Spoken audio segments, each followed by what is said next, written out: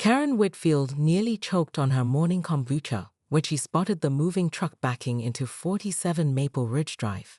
Not just any moving truck, a beat-up moving truck with mismatched bumper stickers and what appeared to be duct tape holding the rear door together. She watched in horror as a family of 5 began unloading furniture that looked like it belonged in a garage sale, not in Willowbrook Estates' most prestigious cul-de-sac. "Oh hell no," she muttered, speed dialing her security company while simultaneously texting the HOA emergency group chat. Crisis 847 Maple Ridge. Unauthorized OCCU Gainesloy. Sending base CQP. The second shocking moment came when Karen marched across the street in her designer athleisure wear, clipboard in hand, only to find a man in a paint-stained t-shirt directing the movers. He was tall, calm, and had the audacity to smile at her approach. "Excuse me," Karen announced, her voice carrying the authority of someone who'd never been told no by a retail manager. "I'm Karen Whitfield, HOA president of Willowbrook Estates. You're in violation of at least 12 community guidelines, starting with your unauthorized moving schedule. Moving activities are strictly prohibited between 8 a.m. and 6 p.m. on weekdays." The man glanced at his watch. It was 9:30 a.m. Ma'am. "I think there's been a misunderstanding." "Don't mayhem me," Karen snapped. "And that truck is blocking the fire lane. Your furniture is clearly not up to community standards, and I haven't received any transfer of ownership paperwork. Security is already on their way." That's when the third shocking moment occurred. As if summoned by Karen's sheer force of will, 2 private security guards she'd hired for special situations came jogging around the corner, hands resting on their holstered weapons. Karen had specifically chosen Titan Security because they took her seriously, unlike the local police, who'd stopped responding to her urgent calls about garbage cans left out past 7 p.m. "Ma'am, what's the situation?" the lead guard asked, his hand moving to his gun as he assessed the family unloading boxes. Karen felt a surge of vindication. Unauthorized occupancy, potential property theft, and multiple violations of community standards. "I want them removed immediately." The man in the paint-stained shirt stepped forward, his expression shifting from confusion to something harder. "Now hold on. Sir, step back," the security guard commanded, his partner flanking to the side. "Keep your hands visible." Karen watched with satisfaction as the man's wife and 3 children stopped what they were doing, fear creeping into their faces. This was exactly the kind of swift action Willowbrook Estates needed.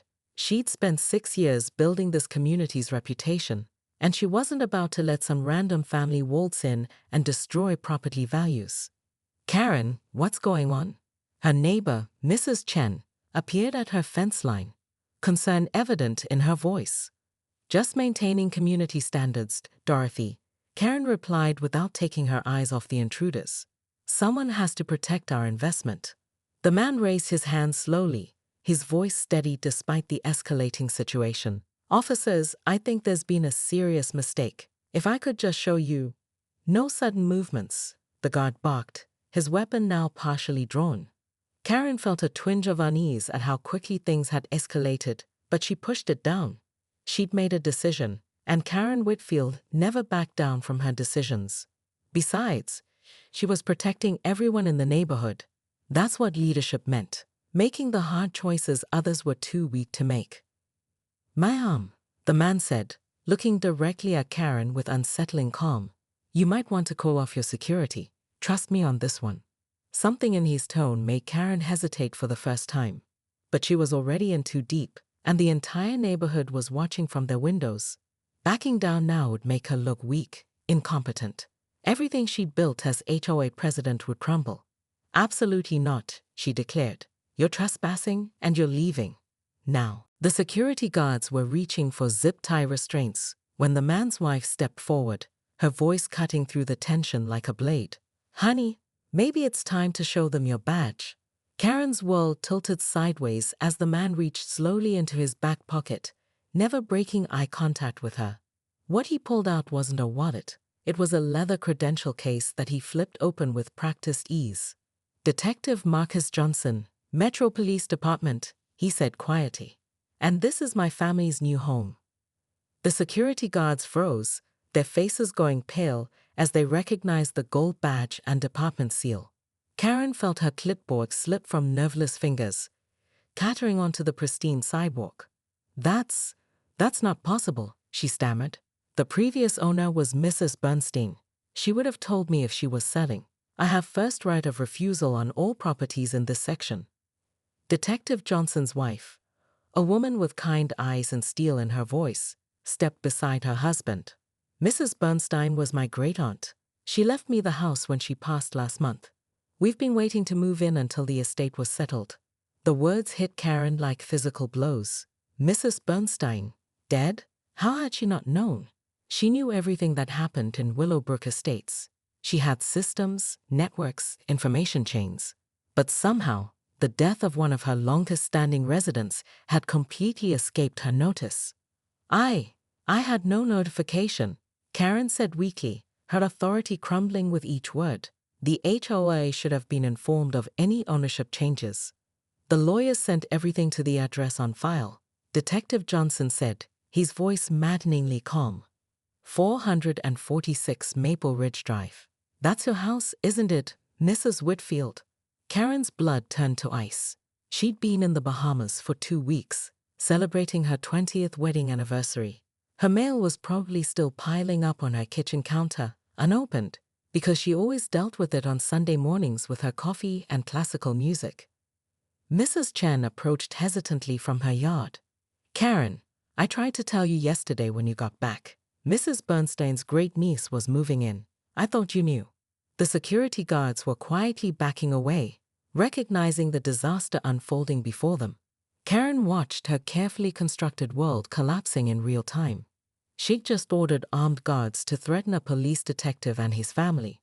She'd accused them of theft, trespassing, and community violations. She treated them like criminals in front of the entire neighborhood.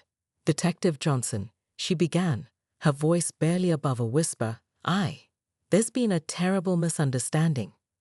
Yes, he agreed, his tone carrying the weight of years dealing with difficult people. There has been. The youngest Johnson child, a girl who couldn't have been more than 8, tugged on her father's shirt. Daddy, why was that lady so mean to us? Karen felt something break inside her chest. She looked around at her neighbors, all of whom were staring at her with expressions ranging from shock to disgust. Mrs. Chen was shaking her head sadly. The Richardsons were whispering behind their hands. Even her own security guards were looking at her like she was unhinged. I need to make this right, Karen said, though she had no idea how. Detective Johnson studied her for a long moment, and Karen saw something in his eyes that made her stomach drop, not anger, but pity. Professional assessment. The look of someone deciding whether she was a threat that needed to be managed. Mrs. Whitfield, he said finally, I suggest you take some time to review your HOA procedures, maybe establish better communication systems, and definitely reconsider your security protocols. As the Johnson family resumed unloading their belongings, their perfectly legal belongings into their perfectly legal home, Karen stood frozen on the sidewalk. 20 years of building her reputation, her authority, her identity as the guardian of Willowbrook Estates, and she destroyed it all in 30 minutes. But as she watched Detective Johnson help his children carry boxes, she noticed something that made her blood run cold. He was making mental notes, cataloging everything: the security company, the guards' names, her exact words, the witnesses. This wasn't over, not by a long shot. And Karen was beginning to suspect that Detective Marcus Johnson was not the kind of man who simply forgot when someone threatened his family with armed security guards. What exactly had she just started?